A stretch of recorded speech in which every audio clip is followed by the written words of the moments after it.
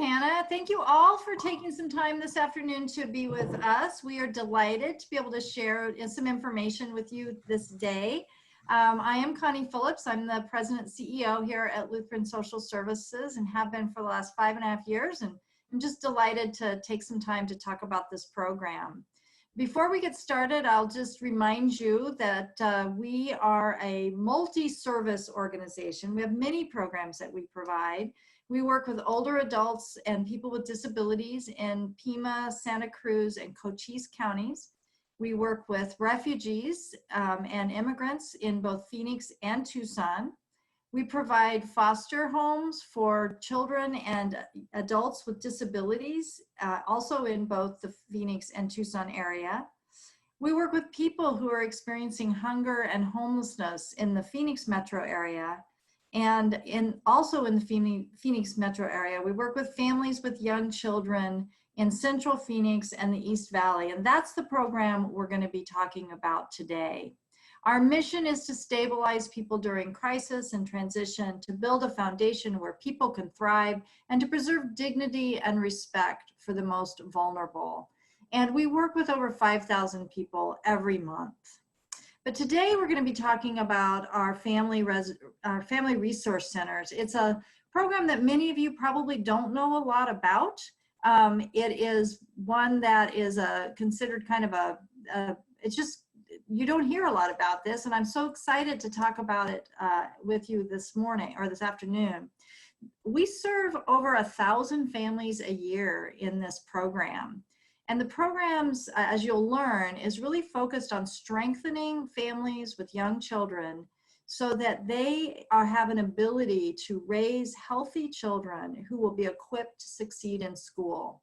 It's a prevention program. It's an early intervention program. It's a way for us to really make sure that people are getting off to a good start.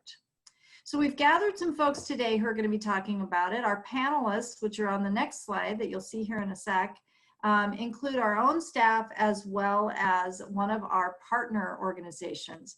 The beauty of the Family Resource Centers is that it is a partnership, and it's one of the collaborative programs that we have here at Lutheran Social Services. So we're delighted that Claire Luge will be joining us today from Prevent Child Abuse Arizona, and she's going to give us a bigger picture overview of prevention. Janelle Rodocchio, is our regional director for Children and Family Services, and she is a very well-respected expert in the field of early child education as well as in the field of prevention. She holds several certifications. She's a trainer and a teacher, and is involved, very much involved in the community around these issues. Leonore Garcia will be speaking. She's one of our program managers who has been working in this program for a length of time and has worked with many families. And we're delighted that Kim Smith will be joining us, who's the parent of 2 and part of our Family Resource Center families. Today, you are going to be learning a new way to think about child abuse prevention and learning more about this very important work that we do here at LSS and how we are supporting families. So thanks for being here. I'm going to turn you over now to Janelle. Or no, I'm actually going to turn you over to Claire. Sorry about that, Claire. No problem. Can everyone hear me okay? You can be a little loud. Everyone, okay, so fantastic. Can everyone hear me okay right now? Yes. Yeah. Okay, great, excellent. That's great. So I'm going to ask you actually to continue to share the PowerPoint. Thank you. Wonderful. And go to the next slide, please. And then when I say when, I'll ask you to start the video. But so hi everyone, my name is Claire Luge, and I am the Executive Director of Prevent Child Abuse Arizona. We are a statewide nonprofit organization that is dedicated to strengthening families and protecting children through collaboration, education, and advocacy. And I specifically have worked with Janelle Rodocchio of the Lutheran Social Services of the Southwest because we were trained together in this framework called the Strengthening Families Protective Factors. And the Strengthening Families Proactive Factors is a way to look at families in a way that builds their strengths as a solution to their challenges. So as opposed to looking at a family and thinking what's wrong with them or what needs to be fixed or what they need to change, it's really about looking at families in a way that looks and focuses on their strengths and how to build those strengths so that they can keep their children safe and nurtured. Because we know that to really prevent abuse, so it never happens in the first place, we need to support and strengthen families. So it's not about just intervening after abuse has happened. We cannot simply focus on intervention in order to prevent child abuse from happening in our community. We must focus on prevention so it never happens in the first place. So I'm going to start off by showing you a little video that introduces this concept of true prevention. And as you're watching this video, I'd like you to look for some of the metaphors, because it's going to be about a parable that you may have heard of before, but look for the metaphors between the video and our world right now. Go for it. There was once a carpenter that lived by a river in a village near you. Every day, with his trusty hammer, he built boats out of wood. One day, as the carpenter was working, he looked out onto the river and saw a child trying to swim towards the shore. "Help," said the child, "the current is too strong." So the carpenter grabbed a boat and rescued the child. "How did you get into the river?" asked the carpenter. "I fell in upstream," said the child. The next day, when the carpenter looked out onto the river, he saw 2 children struggling to swim towards the shore. "Help," the children said. The carpenter called out to another villager, and together they rescued the children. But the next day, there were 5 children, and the next day, there were a dozen, and soon the whole village was busy rescuing children from the river. The villagers grew weary, and some of the boats started to leak and break from overuse. The carpenter worked tirelessly to repair them, but as the number of children in the river grew, soon there weren't even enough boats to get the job done. One day, the carpenter asked himself a question. Why and how are so many children falling into the river in the first place? So he bravely ran upstream to find out. There, he saw a big, windy village with many houses, and some of the houses were in a state of disrepair. And when the wind blew especially hard, the houses creaked and cracked, and things were swept out of them and into the nearby river. Sometimes what was swept up was children. The carpenter saw an old lady walking by. "Excuse me," he said to the old lady, "Tell me, why are these houses so broken down? Why aren't these houses stronger?" "The people of this village want to fix these houses so that they can resist the wind," the old lady replied. "But we do not have the tools to do so, and the wind lately has been especially strong." "I can help," said the carpenter. And with the help of the old lady, he gathered the villagers, gave them his hammer, and taught them how to use it so that they could learn to make their houses strong when the wind blew especially hard and keep their children from falling into the river. Yay! Because you see, if we make the effort to go upstream and help build strong foundations there, we won't need to work so hard to rescue children downstream. Right? Okay. So based on this video, I'd like you to go to the next slide, please. And I have a few questions for you. So I'm going to ask you to use the chat box to answer my questions. And so all you have to do is click on the chat feature. So my first question for you is, so there's this big windy village, excuse me, hold on. There's this village, it's next to the river, and this carpenter sees children out there, and the village goes out and rescues those children, and pretty soon all they're doing is rescuing those children. The boats are breaking because they're being overused. There's so many children in the river. What could those boats or those villagers downstream symbolize? What kind of people in our society, in today's world, do those boats and those villagers represent? Anyone want to volunteer that information in the chat box? What kinds of people in our society Do those programs? Oh, fantastic. Okay. So Sarah says programs. Okay, for sure. Connie says social workers, DCS workers. Yeah. Okay. Who else? They represent government organizations and nonprofits. Totally. So Anne is saying social programs to help abused children. Yes, totally. So those people downstream, thank you so much, are representing those people who work to help save children or help children after they've been in unsafe situations. So they're kind of drowning in the river, right? Okay. But as you can see in the metaphor, pretty soon those boats, there's so many children, and there's that the boats are being overloaded, and the villagers are getting tired and weary because there's so many children coming down the river. Okay. So then you go upstream, this carpenter sees this big windy village. And when the wind blows especially strong, especially hard, the houses creak and crack and children are swept out. What could the wind symbolize? When the wind is especially strong, children are negatively affected. What could that symbolize? Kimberly, bam, you just hit it on the nose there. So Kimberly says stress. Jane says the unpredictability of life. Connie says economic distress. Sarah says hunger. Yes. And the thing that brings all those things together is what Kimberly said, which is stress, right? Because unpredictability, economic distress, hunger, job loss, things like drug abuse, the pandemic, the COVID-19, all those things, they come together with this a similar idea, which is stress. And kind of like the wind, sometimes you don't know how much stress is going to come into your life. You don't know if it's going to be a windy day or not. And sometimes you can't predict it. But yes, the wind represents stress. And the truth is, when families are overwhelmed by stress, children are going to be negatively affected. So then the carpenter gives his hammer to the villagers and teaches them how to use it so that they can strengthen the foundations of their homes to keep the children from being swept out. What kinds of things or people could the carpenter and the hammer symbolize?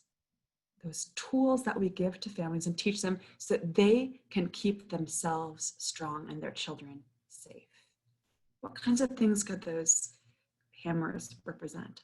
Okay, Sarah says support systems and coping skills. Wonderful. Jane says the Lutheran Social Services of the Southwest Family Resource Centers and other programs that help. Anne says education. Absolutely, absolutely. So I love using this video because it is so symbolic of who we are. And I also want to point out that this is not a perfect video, so it doesn't represent everything that's happening in our society. So some of the things that are not pictured in this metaphor are things like historical oppression or systemic racism. Those kinds of things are not captured in this. But basically, the idea behind this video is that if we want to help children, we need to be able to help families keep their foundations strong. And without the tools to be able to do that, families will not be able to resist the wind. Basically, when families are overwhelmed, children are going to suffer. So our job as people who want children to thrive is to support strong families. And that is precisely what Lutheran Social Services of the Southwest and their Family Resource Center does. Next slide, please. So these hammers and the tools that we use to strengthen families can be split up into 5 specific protective factors. So we know that when we build these 5 things that you see on the screen in front of you, which are parental resilience, social connections for families, knowledge of parenting and child development, concrete support when you need it, and children's social and emotional skills. When we build these 5 things, families are stronger, meaning they can resist the wind. Children can develop optimally, meaning they can reach their potential and thrive. And child abuse is prevented from ever happening in the first place. So this is the wonderful thing about the Family Resource Center, because the Family Resource Center does all 5 of these things. And again, when we do these 5 things, families can thrive. So I'm going to hand it off now to Janelle, who's going to talk about specifically how the Lutheran Social Services of the Southwest does these things. And this is another way to look at the protective factors. So those 5 things I said, those 5 things, when we do them, we strengthen families, we promote optimal child development, and we prevent child abuse from ever happening in the first place. And this is what Lutheran Social Services of the Southwest does, specifically through their family resource centers. These are really the hammers and the carpenter in our society. So I'm going to pass it on right now to Janelle. Go for it. Thanks, Claire, so much for that wonderful analogy, and I just love that video. So we started looking at family resource centers at LSS in the last economic turn, and really came up with these 3 or 4 goals that we wanted to look at. Support families to make sure all children in the community are healthy and ready to learn, and offer opportunities to increase parental resilience and knowledge of parenting and child development in ways that would really support the children and their their children in a healthy social and emotional way, and ensure that they are having that social and emotional growth. We also wanted to make sure that we were providing families with concrete supports when they needed them and what they needed. So we weren't going to dictate, these are the services. We went into this really not knowing what they were doing. And then also just really helping parents reduce that parental stress and social isolation. Next slide. And so there, our program focus statement was developed, and I'm just going to read this to you. Children and Family Services, Family Resource Centers promote strong families by identifying and enhancing families' protective factors. We are committed to supporting healthy development of children birth through 5 years of age prior to kindergarten entry through quality early prevention services and community partnerships, while recognizing and celebrating the diversity within each unique family. And so, next slide. What a family resource center is, simply, it's a place. It's not necessarily a place, it's a setting. It can be in many different places. It can be in a school, a church, a hospital, but it's a place where families feel strengthened. They are provided opportunities for positive parenting and nurturing early childhood development. Next slide. So the history of this is if you think back to the last economic recession, 2009-10, back and then, we started pondering this question, and then the answer was given, and in 2012, we were awarded our first contract to open our first 2 family resource centers. And really, the difference that we see between a family resource center and a preschool is a family resource center focuses on educating the families so they can educate their so they can educate their children and be their child's first and best teacher, and really ensure that their homes and that all children in Arizona have opportunities to engage in early learning environments that are quality. And next slide. And so as this really became, we started to look at what are the barriers for families. And I remember the July prior, when we were writing this grant, I was driving past a DES office, and you can imagine July in Phoenix, and there was a line of parents and children standing outside in the hot sun. I later learned if a family needed to apply for SNAP, which is the Supplemental Food Assistance Program that we commonly know as food stamps, they would have to show up at the DES office and wait in that line, many times outside, until they could be seen. It was a take a number kind of opportunity. And this discouraged families. The other thing that was discouraging to families that we found was the cost of many activities. There are play groups and different types of activities for young families. They just were cost prohibitive for families. So our solution was to host family resource centers in neighborhoods, on church campuses, and make sure that all of our staff are assisters for the SNAP program, which helps families and assists families in applying for those benefits for food stamps and health insurance. And we do that by offering a parent a personal and private appointment. So they know when they're coming in, it's their time, it's a scheduled thing, and we also offer them a place for their children to be in a clean environment where there's toys, and then we have an extra staff person if the child is needing some one-on-one attention that the parent can't give them because they're completing the application, then our staff can step in and do that. So as you can see from our family learning guide, which is that picture that kind of looks like a calendar with a bunch of little lines that you can't really read, the intention of that picture is to just really show you the number of activities that we're hosting daily. So when our center is open, each center is hosting something daily for parents to come in and learn with their children. We're also offering support groups and different things, and resource events. Next slide. So like I had just said, we have all these different things that we offer for parents in parenting activities. Our resource events are large events where we invite the community to come in and learn about our program, and also some of our partners. So a lot of what we do is link resources like the Parents Partners Plus Home Visitation Program to families, and we're that connection for them.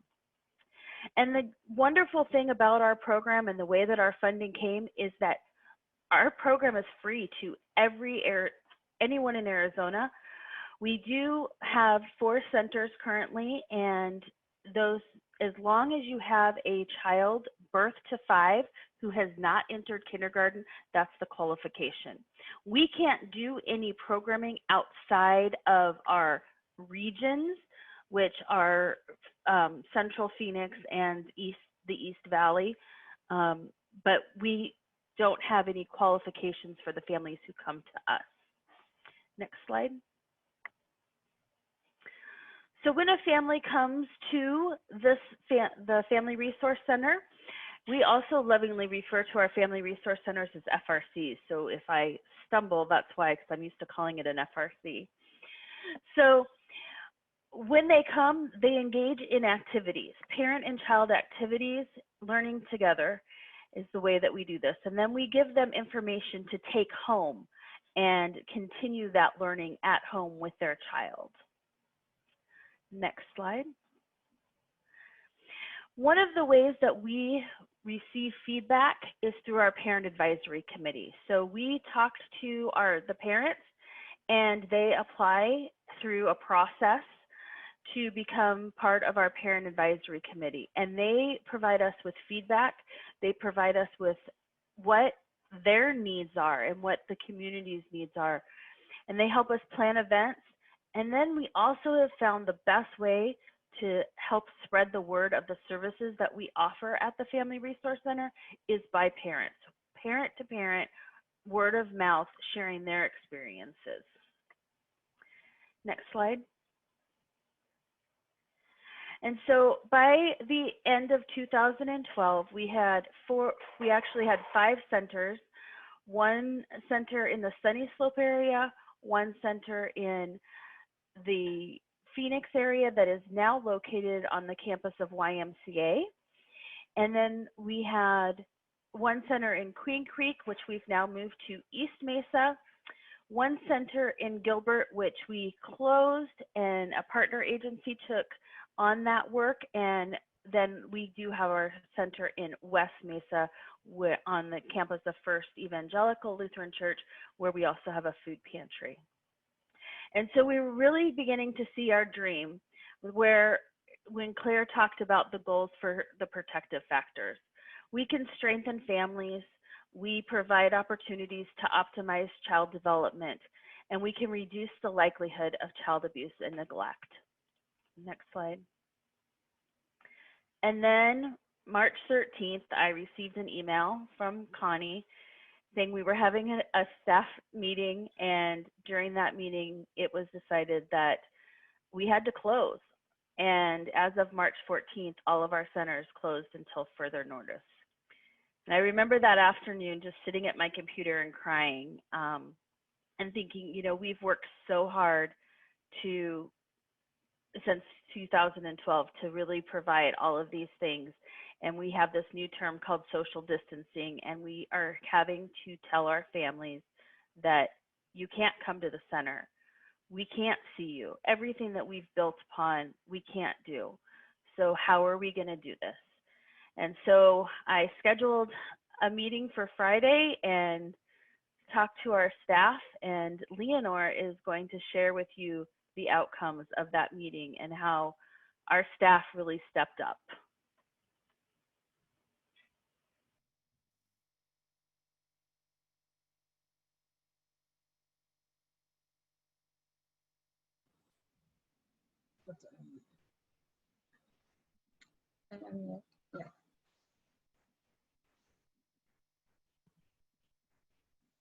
Thank you, Janelle. So on that Friday afternoon, we had an emergency meeting, and our staff came up with these goals. Stay connected with families, provide opportunities for children and continue learning at home, reduce barriers for families to maintain stability, and keep all current staff working their normal schedule. On Monday, March 16, we started our day with the staff checking in calls. We decided we will go through all activities kits, and we have leftovers, and distribute them to the families. We thought we have enough leftovers for the last 8 years, and we should be, so we thought we should be able to do this for a couple weeks until we can be back together. Little did we know how long this will be last. So that afternoon, a couple of staff went to storage and grabbed everything and start the process preparing for distribution.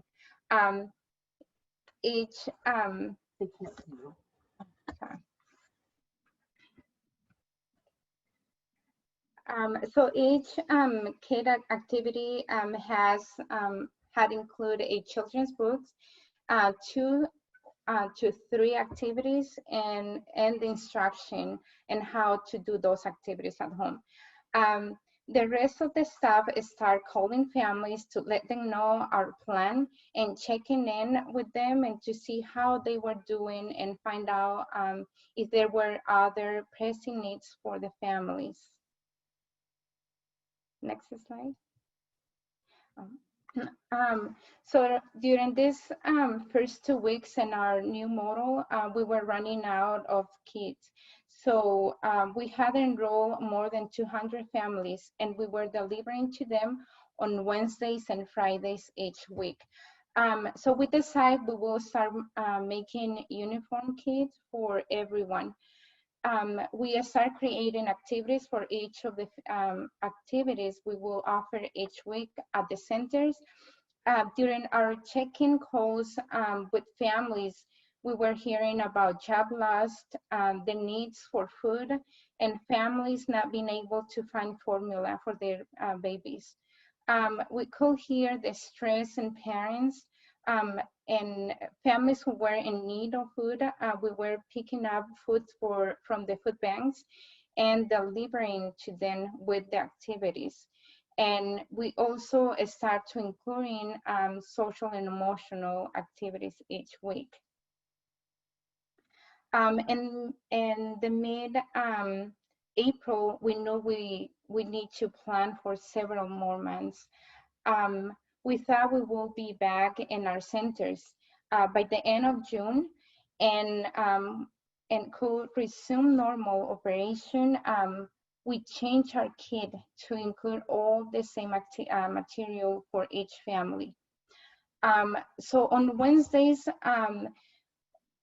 the activity kit that we send home include ending open art materials, social and emotional activities, literacy activities, a children's book, and a tip sheet for parents. On Fridays, we had include physical activities as science, technology, engineering, or math activities. In mid-May, we had to look at the activities kids delivery program again, as we saw no end in sight. We realized we needed to start planning for past June 30th. We knew we could continue the activities, but the cost of delivering 2 times per week was not realistic. The decision was made to make the change in the program to 1 time per week. In August, as we knew, some of the families will be moving back to kindergarten. Next slide.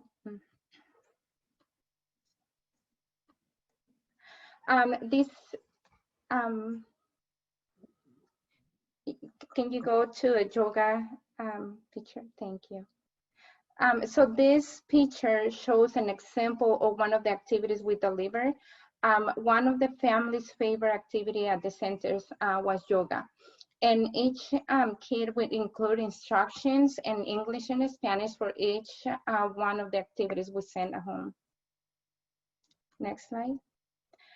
Since the beginning, staff has been checking in with each family each week.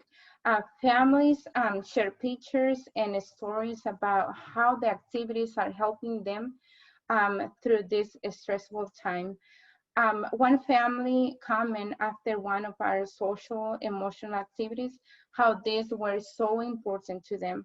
The mom had not realized how much stress the children were feeling until there was a family meltdown. One of the children grabbed their necklace and she noticed her child taking breath and as they were moving the beads. Next slide.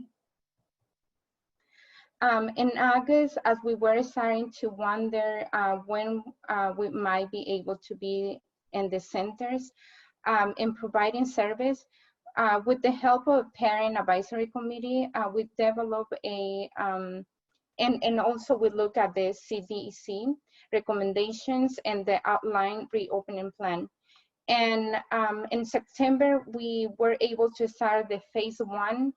And so the staff went back to the centers and they did a deep clean and preparing everything for the families.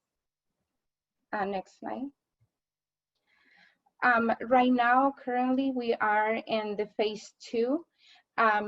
We are doing an individual family appointment for service. And so it's one family at the center at the time and no walk-ins. We are not sure when we will be able to move to the phase 3, but it will be a small groups activities, 2 to 3 families at the time while maintaining a social distancing. Thank you so much for your support these past years and especially during these difficult times. Now we're going to hear from one of the parents we serve, Kim Smith. She will be talking about how our program has been helping her during these difficult times. Hello, and thank you so much for taking out your time and your day to join us. I wanted to start by telling you a little bit about myself and my family. I was born and raised in Pennsylvania. I met my husband when I was 20. I was the flight attendant and he was the pilot on the flight. We got married 2 years later and settled in Arizona. Today, we actually celebrate our 14th year anniversary. We have a 10-year-old son and a 3-year-old daughter. After having my son, I suffered from postpartum depression. Hence the reason why there is such an age gap between our son and our daughter. When I was pregnant with my daughter, I was nervous that I would suffer from postpartum depression again, and I knew that I needed to find a good support system for myself and my family. My entire family lives in Pennsylvania, and my husband flies for a living and is away often. Knowing that I needed to find a safe place for my daughter and I to go meet other moms and enjoy each other, I quickly looked to the library and the baby classes. One of the classes that stuck out that we started going to was called SPOT. This is one of the classes that LSS is part of. My daughter and I enjoyed the class, and after we went several times, the facilitator, Miss Michelle, told me that they offer other classes weekly at another location. I was very excited to hear this, and we quickly started going to the other classes at the East Mesa campus. We have now been a part of LSS for 3 years, and they are family to us. Let me describe going to class to you. Have you ever been to your favorite person's home? Maybe it was your aunt's or your grandma, and when you leave, you feel like your love tank was filled. You get the best treats while you're there and goodies to take home. Well, that's exactly how it feels for my daughter and I when we would leave after going to an LSS class. The teacher, Miss Sarah and Miss Maribel, are the kindest, caring human beings you will ever meet. They encouraged me, supported me on this journey of motherhood, adored and loved my daughter, Amelia. We look forward to going to class every week. But then, sadly, the pandemic hit. Our country and our classes were canceled on site. We were very sad. But Miss Maribel and Miss Sarah kept in contact with us. They called us to make sure we were okay, and if we needed anything. And I knew by the sincerity in their voices that they truly cared. During our quarantine time, we were stuck at home, but all of a sudden, LSS started dropping off activity boxes to our door twice a week. My family and I call them blessing boxes because that's exactly what they are, a blessing to our family. They are filled with activities for us to do throughout the week, along with learning, adventures, and books. I am so thankful for LSS and all that they have done for my family for the past 3 years and kept me from pulling my hair out at times. I also want to say thank you to every one of you that are tuned in and listening. Thank you for your support, because in supporting LSS, you're also supporting families like mine. I added a few pictures at the end of this that I wanted to explain. These are pictures of my daughter at the center. This is with Miss Sarah at the East Mesa Center. And then this is also her. We actually visited the West Center at this one. They had a class that we wanted to join, and she's playing around. Now these are activities that we're doing at home, and they came in our blessing boxes or our activity kits that we got to do. And then there's one more. This is one of the games that we received in our activity box, and it's my son and daughter, and they're playing the game. So thank you so much for all of your support again. Kim, I just cannot thank you enough for sharing your story with us and all of your things that you have done with your family. You're a wonderful mom, and thank you for taking your time today to share that, especially on your anniversary, and happy anniversary. So next slide. So you might be asking yourself how you can help. Right now we have a couple different opportunities. The first opportunity we have is we need help delivering kits. As our staff has been going back into the centers, we do still need to keep in contact with our families and delivering kits. And so we do have some opportunities for some drivers a couple of times. We are asking for a 30-day commitment in that one. The other area that we need some help in right now is every day at 9 o'clock, we post the book of the week. We post the story of the book of the week being read. And so we're looking for some local people who would be interested to help us in that mission. So if you're interested, if you're a great storyteller, love to read to children, can really engage them in a book and would like to join us for that, we would love to hear from you. Next slide. So The other thing we need from you is to just really be a champion for our work and helping to show families that we are our neighbors and that we all love our neighbors and are here to support them as we move through these really stressful times. So if you know a family who has a child birth to 5, they live in the East Valley or in Phoenix, please let them reach out to us and let us know. If you're interested in, next slide. Next slide. Oh, there, sorry. And so if you're interested in either of these opportunities, and then please reach out to Jenny Tatum. She will be able to help you go through the process of becoming a volunteer. And I did want to answer Janie's questions. It is online. The book reading is online. And so we will work with you to be able to record that or do a Facebook Live with you. And now we're going to turn it over to Hannah for some questions and answers.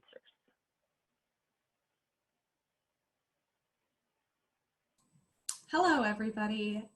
So if you have some questions, any questions for any of our presenters today, if you want to put those in the chat, we would love to answer those questions for you. And I'll wait to see if we get any questions there for just a couple minutes. Feel free to also unmute yourself if you would prefer to just ask your question rather than type it out. You can just unmute yourself and ask your question that way too. Thank you, Sarah. Sarah asked if we still need wipes or diapers or other supplies. Janelle? Absolutely. This is something that we can always use. We always have families who are asking for those things, and we're always trying to find resources. So that is one item that we can always use for families.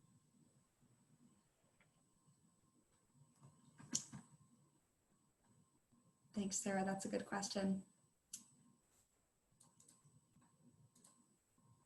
And thanks, Sarah Naylor. We're so glad you liked the presentation.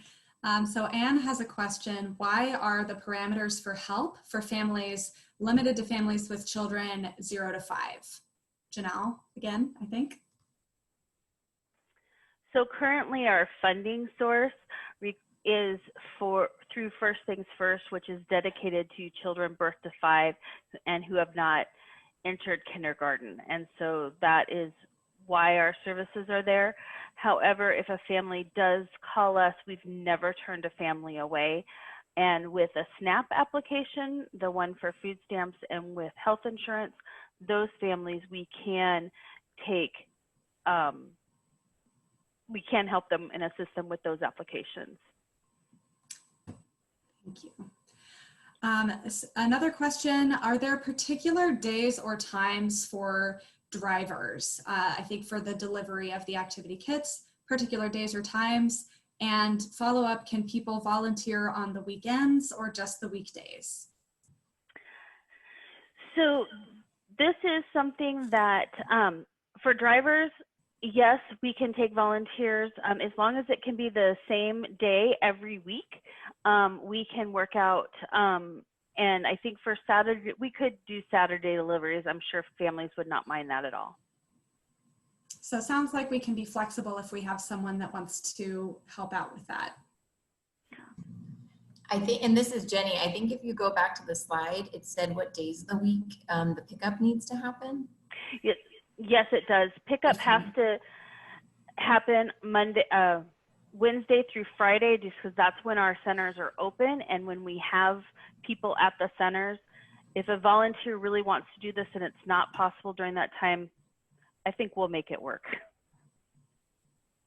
Great. And correct me if I'm wrong, Janelle, but I think you said we'd love for volunteers to commit to at least one delivery per week, one delivery day per week at a 30-day minimum commitment. So it doesn't necessarily mean you have to volunteer every day of that month, but for hopefully you can continue past 1 month, but if not, then at least once a week for 4 weeks is what we're asking at a minimum. Thanks. Was that Janelle? Yes, that absolutely is correct. Would you like me to take the next question too, Hannah? About addressing child abuse affecting older children? Sure. And if Claire has anything to add after you, that'd be great. Go ahead, Janelle. Okay. So from an LSS standpoint, one of the things that we are doing to address child abuse affecting older children is we also have a prevention council that we invite the community to participate in and really talk about and do some work around preventing abuse in older children. And Claire, I'm going to let you talk about other opportunities that would be available.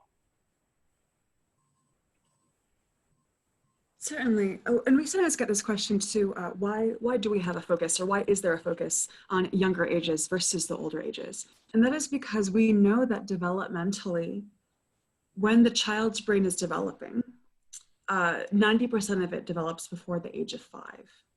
And because so much of that brain architecture is being built within those first 5 years, that is the time in which we most need to ensure that that foundation is well built, because then the child will build upon that foundation. That's why there tends to be a focus on younger ages. But of course, we want to prevent abuse in older ages too.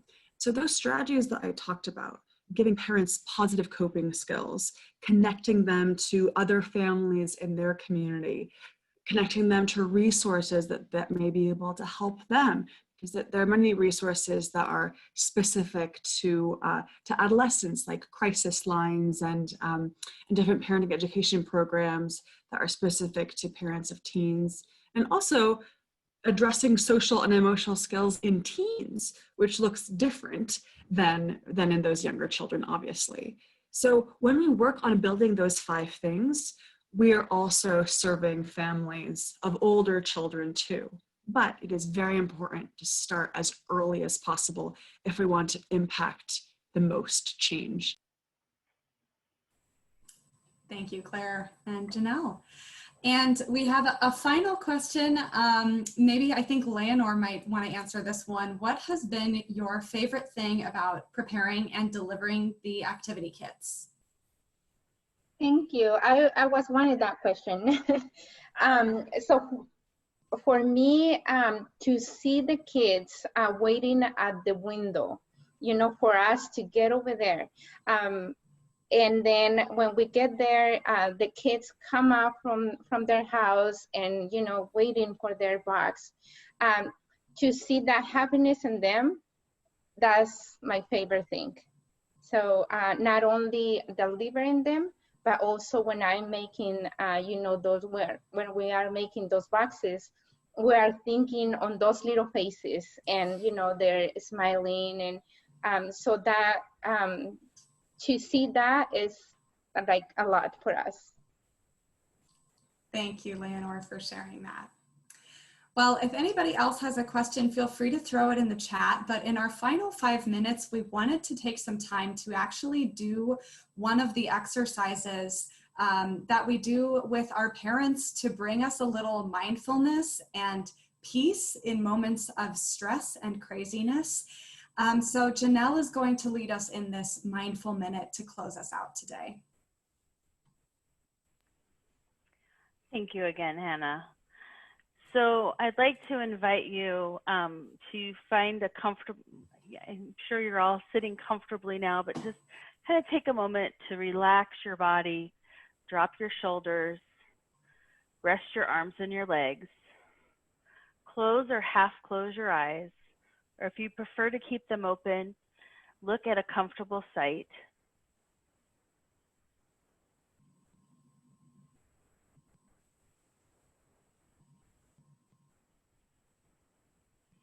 Start by being aware of the sounds around you, the subtle sounds, like the sounds of air moving around in the room, soft sounds in the background. Let your awareness go deeper to the sounds of your breathing. Be aware of your own breath going in and out. In your mind, see the air going in and see the air going out.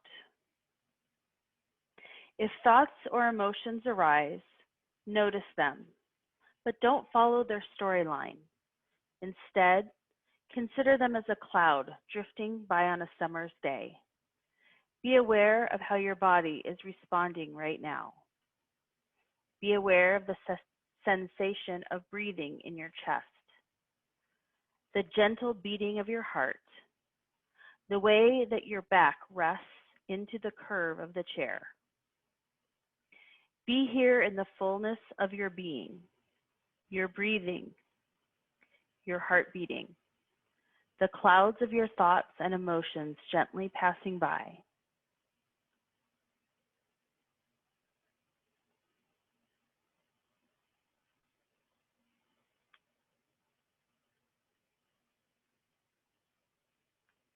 Be aware of the sounds of your breathing, aware of the air going in and out, aware of the sounds in the room, the subtle sounds around you. When you're comfortable, begin to open your eyes and rejoin us, alert and aware. And so that's just a moment that you can take throughout your day to breathe. And one of the things that we teach our families and our parents to just really take a moment. It only takes a minute to really come back and center yourself and your breathing, and regulation of our own self is so important in these stressful times. So thank you all for everything that you're doing to support the children of Arizona, and thank you for being here today and for listening to how we've been doing this through these uncertain times that we've been going through. We appreciate everything. Thank you, Janelle, for sharing that mindful moment with us. It's a good reminder that whether or not we have a child birth to 5 that we're caring for, we can all take that moment to give ourselves a little bit of resilience in moments of stress. So thank you all so much for joining us today. We will be sending out an email to you afterwards with some of the volunteer opportunities that we mentioned, as well as a recording of today's session. And we would appreciate if you've got any other questions, please respond to that email. You can contact one of us and we'd love to talk with you more. I can hang out on the line for a little bit more if other folks have questions, but otherwise, thank you for joining us today. And I hope you have a wonderful rest of your afternoon.